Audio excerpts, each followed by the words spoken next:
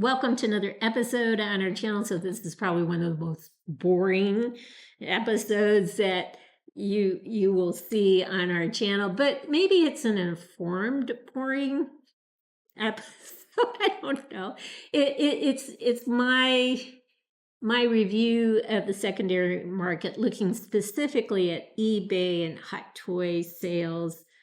And so recently I did yet another sample of how the market is doing in terms of selling things on eBay for hot toys figures. So what I do is I type in the search parameter 1/6 scale, hit return, and then I sort by ending soonest, and I select the highest number of items that I can select, which is 240 items. This time I opened up 2 pages so I could get at least 300 items, get an even number. I don't know why they choose 240 items.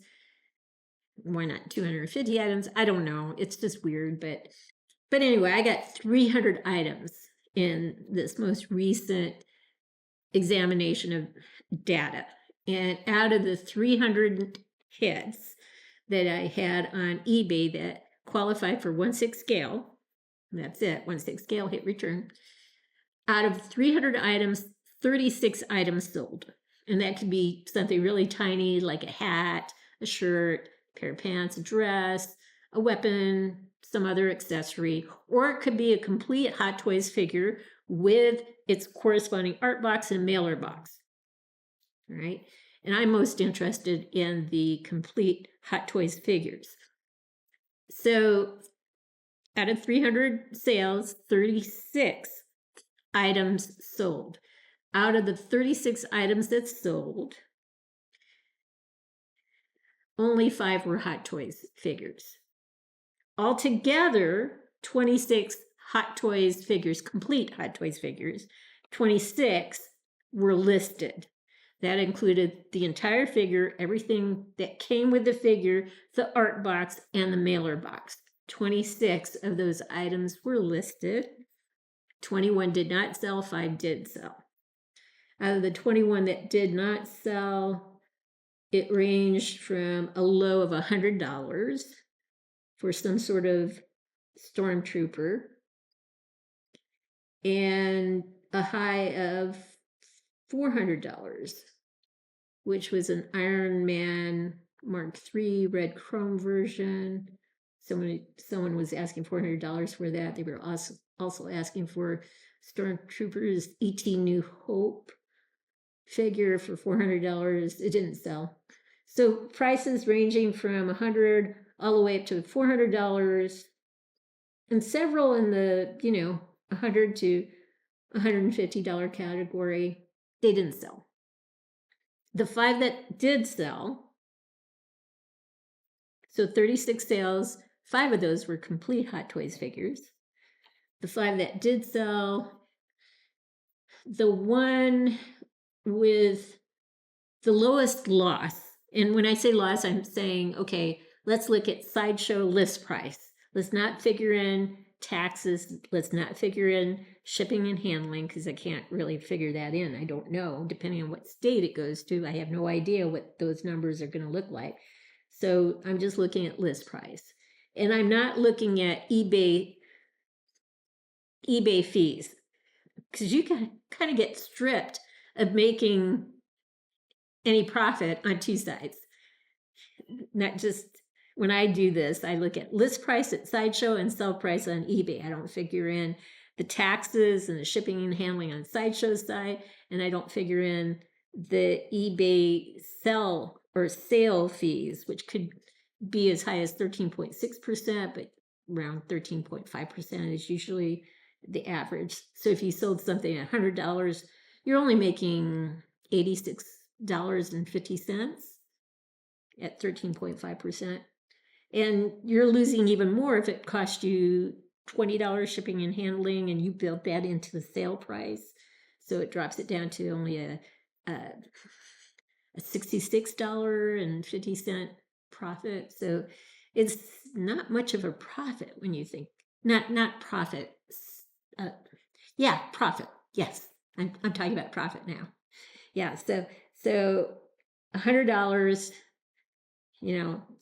sale price 13.5%, drops it to $86.50. If it costs you $20 in shipping and handling, $66.50. That's your profit for selling that thing on eBay, for having the privilege of selling it on eBay. Now, if you go to Facebook and use Facebook's marketplace, you don't have to worry about shipping and handling if they live nearby, and there is no sales tax if you buy something on Facebook. And if you sell something, you don't have to worry about a fee. So that's a nice thing. I bought a Scarlet Witch that way. So all I had to do is bring cash to somebody, and I got a really good looking box with the Scarlet Witch. And I don't know if it's been up and running recently, because I kind of schedule things in advance, try to film things on the weekend and schedule things in advance, but it was a pretty good deal.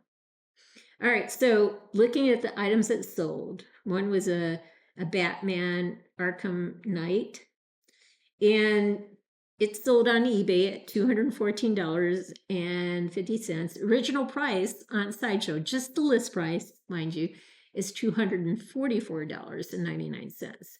So right away, there's just a straight loss of $30.49. It's more of a loss if you figure in taxes on Sideshow's and shipping and handling on Sideshow's and eBay's sales fees. But if you're just looking at technical deficit, it's $30.49. The next highest loss was, and they're all losses, all 5 of them took hits. The Crow Eric Draven Hot Toys figure, it sold for $200. The original list price at Sideshow was $255. So if you're just looking at Sideshow list price, eBay sell price, that was a loss of $55. It's more, of course. Batpod sold at $107.50. The original cost on Sideshow is $290. The loss there is $182.50. More when you figure in taxes, shipping handling fees, and eBay sell prices. And there's a little Miss Evil going in the background. All right. Fourth sale was The Last Jedi Praetorian Guard, sold for $170. List price on Sideshow is $250, so it's a loss of $80, straight loss. And then the last sale was an Incinerator Stormtrooper from The Mandalorian. It was sold at $100. The original sale price was $240, so the loss there was $140. So bottom line is, it's really a buyer's market if you're looking for something and you have the money. But if 26 items were up for sale and only 5 sold, it over a span of a couple of days, it shows you not a ton of people have a lot of money to spare. And it also tells you that chances are they're not willing to spend a lot. The highest amount that was spent was under $215. And the things that were sold, the highest that was listed was $400, all the way down to $100. So, yeah, the market is still very soft if you're trying to make money on a sale. If you're trying to get a bargain, they're there to be found. So that's all I have for you guys. I hope the information is good. If you've enjoyed what you've heard today, consider giving us a thumbs up and subscribing to our channel. In the meantime, everyone, please have a great day.